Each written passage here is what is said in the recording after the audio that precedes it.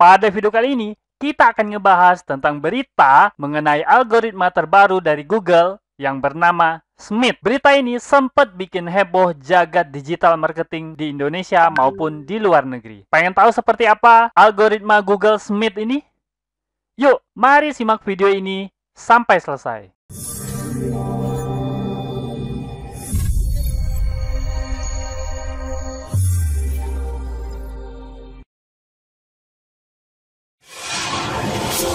Assalamualaikum warahmatullahi wabarakatuh. Ketemu lagi bersama saya, Kanada Kurniawan, dan masih di channel kita, Pro Jasa Web. Pada kesempatan kali ini, kita akan ngomongin tentang algoritma Google terbaru bernama Smith. Berita ini memang sempat bikin heboh para internet marketer, terutama teman-teman yang menggeluti dunia SEO. Nah, seperti apakah algoritma ini dan bagaimana berita heboh ini bermula? Nah, yuk, mari kita langsung simak berita selengkapnya. Nah, jadi, yang saya tahu ya, berita pertama itu muncul dari Search Engine Journal, yaitu berupa artikel yang membahas tentang algoritma Smith yang melampaui kinerja algoritma dari BERT. Nah, buat teman-teman yang belum tahu, BERT ini algoritma Google yang diterapkan tahun 2020 yang lalu. Dan algoritma BERT ini ada cukup banyak yang mendapatkan efeknya. Ada yang mendapatkan efek positif, yaitu kunjungannya naik secara drastis, tapi ada juga website-website yang kunjungannya terjun bebas akibat algoritma BERT ini. Sedangkan dalam artikel ini disebutkan bahwa algoritma Smith itu melampaui kinerja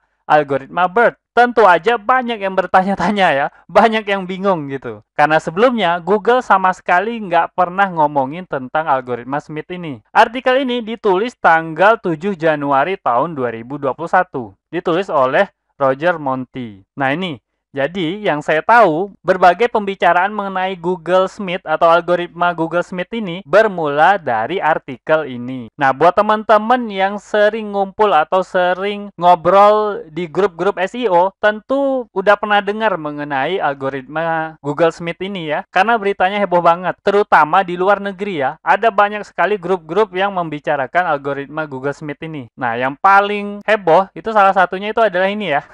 Forum Black Hat World. Nah, kalau teman-teman gabung, saya udah cukup lama gabung, tapi nggak terlalu aktif ya. Di salah satu topiknya, ada yang mengklaim bahwa mengalami penurunan visitor akibat algoritma Google Smith. Disinilah awal mula yang menurut saya ya, kehebohan ini terjadi. Karena ada yang mengklaim bahwa visitornya menurun, maka yang lain itu pada panik ya.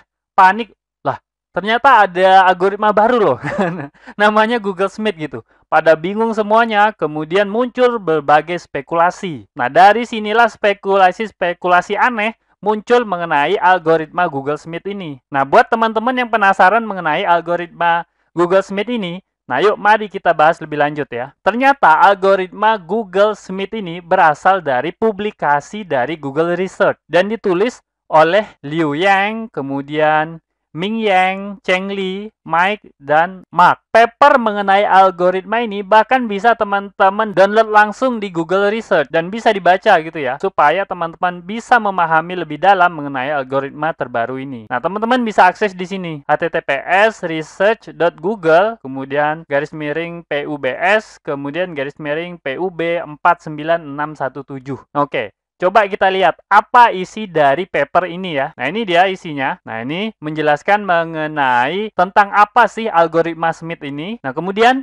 yang bikin heboh itu adalah yang ini. Nah, pada salah satu kalimat itu menyebutkan bahwa algoritma Smith kinerjanya itu melampaui algoritma BERT. Kemudian pada kalimat berikutnya disebutkan bahwa kalau dibandingkan itu ternyata Smith memiliki kelebihan, yaitu meningkatnya maksimum input teks yang tadinya panjangnya itu hanya 512 itu bisa meningkat menjadi 2048. Nah, itu kan artinya 4 kali lipat lebih banyak. Nah, inilah keunggulan algoritma Google Smith. Oke, kita bahas lebih dalam lagi ya. Sebenarnya apa sih algoritma Google Smith? Dari mana nama Google Smith ini?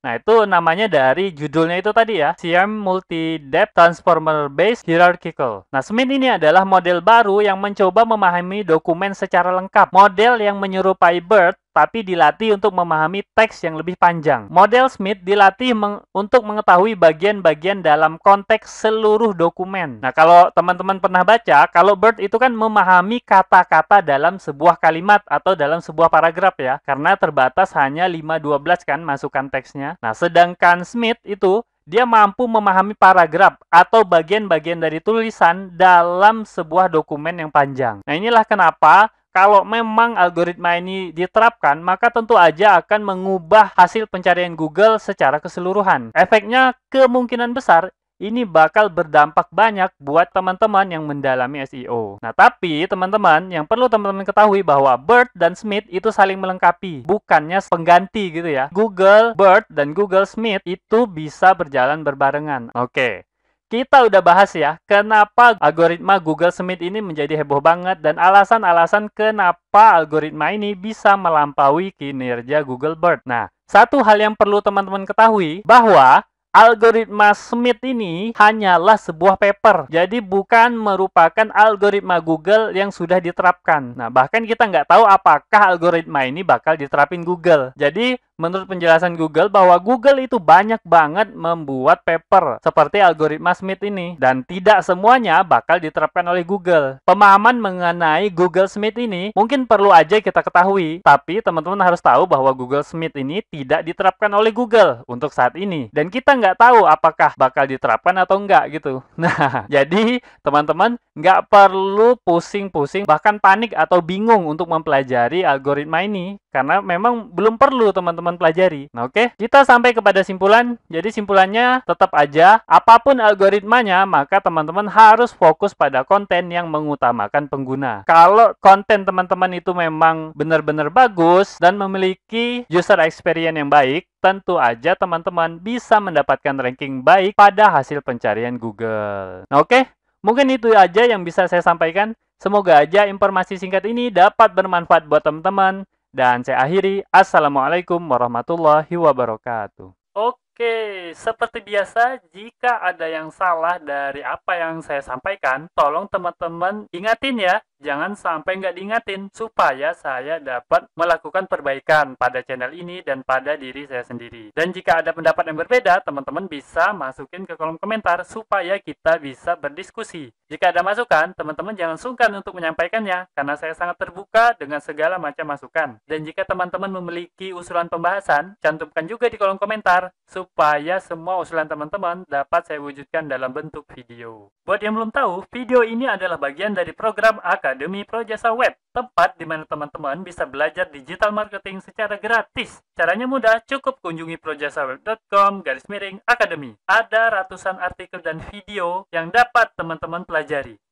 Jika ada pertanyaan mengenai materi, teman-teman tinggal hubungi saya melalui email info@projasaweb.com. Gratis tanpa biaya apapun. Harapannya, dengan program ini, semakin banyak orang yang memahami digital marketing. Saya percaya, jika semakin banyak orang yang paham digital marketing, maka ekonomi kita juga akan semakin baik. Yuk, dukung program ini dengan cara subscribe dan share video ini, serta mengunjungi Projasa Web Academy.